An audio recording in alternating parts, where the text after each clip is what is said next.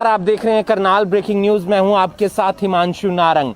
Lockdown के दौरान लोगों को परेशानी हो रही थी तो तमाम सामाजिक संस्थाएं आगे आ रही थी। तमाम अलग अलग संस्थाओं से जुड़े हुए लोग आगे आकर लोगों की मदद कर रहे थे। उस दौरान ये तमाम बच्चों ने भी लोगों की मदद की थी, उन लोगों की जिनके पास खाने के लिए राशन नहीं था। लेकिन अब लॉकडाउन खुल चुका है, यानी कि अनलॉक हो गया है, और ऐसी स्थिति के अंदर भी लोगों के लिए परेशानी बनी हुई है। परेशानी इस बात की कि लोगों के काम धंधे ठप हो गए हैं, काम धंधे चौपट हो गए हैं, और ऐसे में जो ये तमाम बच्चे हैं अपनी पॉकेट मनी इकट्ठी करके इन लोगों के लिए जिनके काम धंधे चौपट हो गए हैं और जो गरीब परिवार के लोग हैं उन तक राशन पहुंचाने की व्यवस्था कर रहे हैं। इस समय हम सेक्टर 4 में खड़े हैं और आप देख सकते हैं कि यहाँ पर 15 से 20 घर हैं जिनके लिए राशन की व्यवस्था की जा रही है। राशन के अंदर दाल है, चावल है, आटा है, नमक है,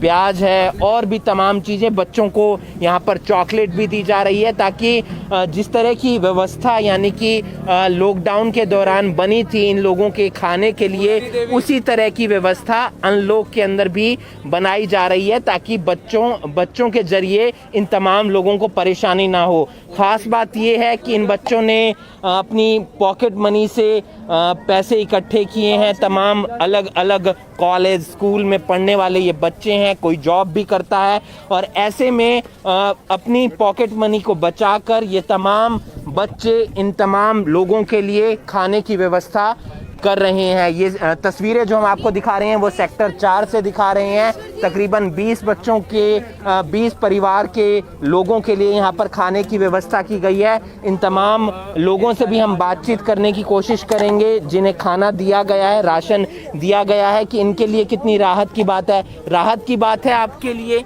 हाँ जी, काम धंधा चौपट था लेकिन काम धंधा बंद है था जी। काम धंधा नॉकडाउन में है था नहीं जी।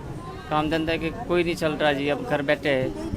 हाँ जी, पहले दिया करता, अभी काम धंधा नहीं चल रहा। लेकिन इन बच्चों ने मदद की है आप लोगों की? बहुत मदद की, धन्यवाद जी, बहुत। आप कुछ कहना चाहेंगे? काम धंधा चौपट है और ऐसे में तमाम लोग आकर आप लोगों के लिए मदद कर रहे हैं, कहीं ना कहीं राहत मिलती है? बहुत जी, हम तो परेशान बहुत, कोई काम धंधा नहीं है, सारे ऐसे ही बैठे हैं।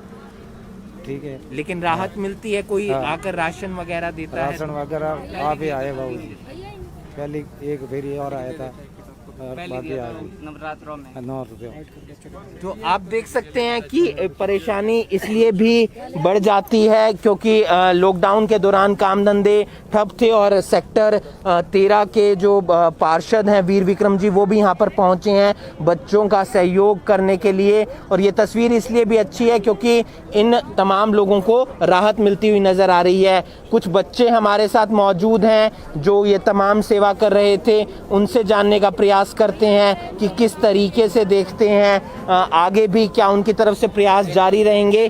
किस तरीके से आप लोग देखते हैं? आप लोग मदद कर रहे हैं, लॉकडाउन के दौरान भी आपने मदद की और अनलॉक में भी आप मदद कर रहे हैं। इन लोग का अब काम नहीं चल रहा है, हम देख सकते हैं। अब ये कोई भी ये मूर्ति वगैरह कोई नहीं लेने वाला है, तो ये जो डेली वेज के वर्कर्स हैं उनके पास तो इस वक्त कोई काम नहीं है, कोई पैसा नहीं है। तो आई थिंक ये हमारी एज अ यूथ रिस्पॉन्सिबिलिटी है कि जो भी हम कर सकते हैं उतना हम करें, जिसको हम कुछ दे सकते हैं उसको हम दें। I am a doctor at Kalpana Chawla medical college, तो मेरे को इन सब के थ्रू पता चला कि ये एक इनिशिएटिव इन्होंने स्टार्ट किया है जिससे मैं चाहती हूँ और ज़्यादा लोग जुड़ सकें। मैंने भी इसके बारे में सुना, मैंने भी इसमें इनिशिएटिव लिया, ज़्यादा से ज़्यादा जुड़े लोग ताकि ज़्यादा से ज़्यादा लोगों की हम हेल्प कर सकें। अगर हमारे पास ज़्यादा फैसिलिटी है और अगर हम किसी लेसर इंसान को हेल्प कर सकते हैं तो I think we must. And आप भी आइए, जितने ज़्यादा लोग जुड़े उतना। डॉक्टर अर्शिता बंसल। आप किस तरीके से देखते हैं? आप एक एनजीओ भी चला रहे हैं और तमाम लोगों की सेवाएं भी कर रहे हैं। लॉकडाउन के दौरान भी आपने सेवा की है और अनलॉक में भी आप मदद कर रहे हैं। क्या लोगों को संदेश देना चाहेंगे? जी, हम करनाल के हर एक स्लम एरिया में गए, वहाँ जाकर हमने ये चीज़ देखी और ये चीज़ पहचानी कि लोगों को चाहे लॉकडाउन ना भी हो फिर भी काम अभी ठप पड़ा है, कोई भी उनके पास नहीं जा रहा है कुछ भी करने, हर कोई यहाँ पर खाली बैठा है। तो आप जैसे कि देख सकते हैं कि यहाँ पर काफ़ी लोग थे, जहाँ की हमने सर्वे किया कि यहाँ कोई एनजीओ नहीं आता है, तो हमने सोचा कि हमारा एनजीओ इसको कवर कर सकता है। हमने अभी एक यूथ का ग्रुप बनाया है, इंडिया इन माई ब्लड के नाम से। आप इंस्टाग्राम पे इसका पेज ढूंढ सकते हैं। तो ये हमारा यूथ का जो ग्रुप है ये सबको हेल्प करता है। जैसे कि हम अभी इनकी बड़ों की देखरेख में कर रहे हैं, जो कि हमारे 13 सेक्टर के पार्षद हैं श्री वीर विक्रम कुमार जी। हम इनकी पूरी देखरेख में सब कर रहे हैं और इनके आशीर्वाद से अभी तक सब अच्छा हो रहा है और आगे भी दुआ करता हूँ कि अच्छा ही होगा। किस तरीके से देखते हैं बच्चों ने इनिशिएट लिया कि तमाम उन लोगों की मदद की जाए लॉकडाउन के अंदर भी और अनलॉक के अंदर भी, क्योंकि परेशानी अभी भी बनी हुई है? देखो, बच्चों का एक ये बहुत ही अच्छा जज्बा है और आज की अगर युवा शक्ति इस तरह सोचने लग जाए तो सबका ऑटोमेटिकली भला हो जाए। अब जिस तरह से पिछले 2-2.5 महीने से सारा लॉकडाउन है और हर तरफ एनजीओ समाज सेवी संस्थाएं अपना अपना कर्तव्य निभा रही हैं और सभी निभा रहे, तो उसी कड़ी में ये बच्चे युवा बच्चों ने एक अपना ग्रुप बनाया इंडिया इन माई ब्लड। तो ये सारे बच्चे पढ़ने वाले भी हैं, कोई डॉक्टर है इसमें, अपूर्व महेश्वर है, एक प्रभजोत है और ये डॉक्टर हैं, ये सारे टीम है इनकी। और इन्होंने जो अपनी पॉकेट मनी सेव करके सर्वे किया, ये यहाँ पे जो ये परिवार रहते हैं 15-20, ये जो पीओपी के जो मूर्तियाँ बनाते हैं वो वाला परिवार है। और पिछले लॉकडाउन के कारण इनकी मूर्तियाँ नहीं बिक रही और इनका काम नहीं चल रहा, तो यहाँ पे कोई एनजीओ पहुँचा भी नहीं था। तो इन्होंने देखा, ढूंढा और मुझसे इन्होंने बात की कि ऐसे ऐसे हम इनको राशन वितरित करना चाहते हैं। तो बड़ा अच्छा लगा कि बच्चों के मन में ऐसी भावना है, आजकल के बच्चे इतना अच्छा सोच रहे हैं और अपनी पॉकेट मनी से ये चीज़ कर रहे हैं, तो बहुत बढ़िया। और आज इसी कड़ी में यहाँ जो छोटे छोटे बच्चे हैं उनको चॉकलेट भी दी है इन्होंने। राहत की बात है, बिल्कुल है, क्योंकि बच्चों को चॉकलेट दी जा रही है, बड़ों को राशन दिया जा रहा है। आप किस तरीके से तमाम लोगों तक एक संदेश पहुँचाना चाहेंगे? जैसे कि हम हर गरीब की मदद कर रहे हैं, मैं चाहती हूँ और से और लोग जुड़े ताकि हम इन गरीबों का भला कर सकें। हम एक दूसरे की सहायता करेंगे तभी हमारा भारत देश बढ़ पाएगा। और लोगों को भी कुछ संदेश देना चाहेंगे आप? बस यही कि सभी ज़रूरतमंद लोगों को सब सेवा करें और दान दें। पढ़ाई, साथ ही साथ घर के काम, पॉकेट मनी बचाकर इस तरीके से लोगों के लिए मदद करना, कितनी राहत की बात, कितनी खुशी मिलती है। किसी भूखे का पेट भरने इससे बड़ा अच्छा काम क्या हो सकता है। इनका काम बिल्कुल बंद है, मूर्तियाँ बिक नहीं रही हैं। ये लोग अपने रोजगार के लिए कमाते हैं, कोई जोड़ने के मकसद से तो कमाते नहीं। बेसिक नीड्स किसी की पूरी हो जाए वही सबसे बड़ा पुण्य का काम है। तो ये तमाम बच्चे आप देख सकते हैं जो अपने काम धंधे में भी लगे हुए हैं, कोई पढ़ाई में लगा हुआ है, कोई जॉब कर रहा है, और ऐसे में सभी चीज़ को समझते हुए, सभी चीज़ को देखते हुए आप क्या बताना चाहेंगे, किस तरीके से तमाम लोगों की आप मदद कर रहे हैं अलग अलग जगहों पर जाकर? हमने ये हमारा ग्रुप है इंडियन में ब्लड, तो हम पिछले वीक यहाँ पे सर्वे करने आए थे, तो हमने देखा कि यहाँ पे राशन की कमी है। आगे भी कई झोपड़ियाँ टूटी पड़ी हैं, तो इनका काफ़ी नुकसान भी हो रहा था लॉकडाउन में और लोग इनको खाना भी नहीं मिल रहा था। तो इनकी मूर्तियाँ जो थी बिक भी नहीं रही थी कुछ महीनों से। इनका सारा अर्निंग का मतलब संबंध बंद हो गया था। तो हमने सारों ने प्लान करा कि हम यहाँ पे राशन किट्स देंगे। हमारे ग्रुप अभी जो ग्रुप है आगे जाके हम बड़ा एनजीओ भी खड़ा करेंगे।